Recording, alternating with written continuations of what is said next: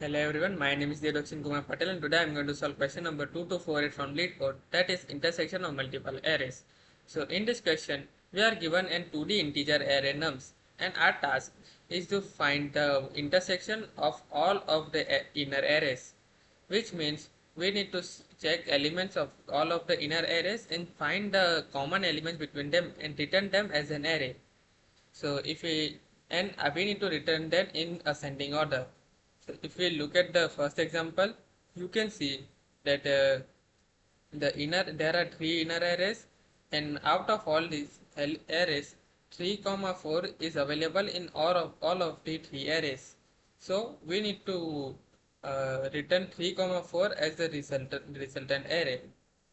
In the second example, you can see that we are having two arrays, but there is no common value between them. So we need to return an empty array for it. So now to solve this question, first of all, if you have noticed that the elements in the inner arrays are all unique, which means if 3 comes in one array, it will not be repeated in the same array. So let's say if a 3 is available in all of these three arrays, so uh, if any element's frequency is equal to the length of nums, then we can say that that element has appeared in all of the inner arrays. So now to solve this question, we are going to need a map which will store the element as the key and its frequency as its value. So this map will be used to store the frequency of all of the elements. So first of all, we are going to run a for loop through nums. So now I will have all the inner arrays, but we need the elements of the inner arrays. So we are going to run another nested for loop.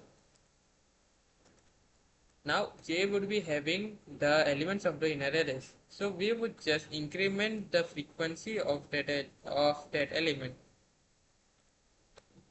So now once the for loop is over, the map frequency would be having each of the elements and its frequency. So now if the frequency would be equal to length of nums, we could say that that element is appeared in all of the inner arrays. So it could be considered at the intersection of all those arrays. So now let's just get the length of the nums array and a vector to store the result of this question. So now we are going to run a for loop through the frequency map,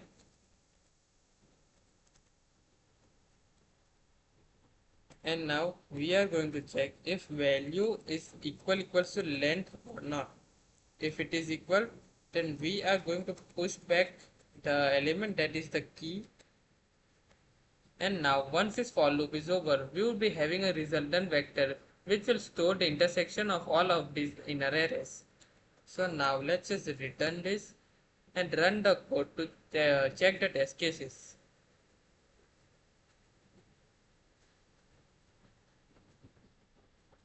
As you can see, both of our test cases has passed. So now let's just submit the solution.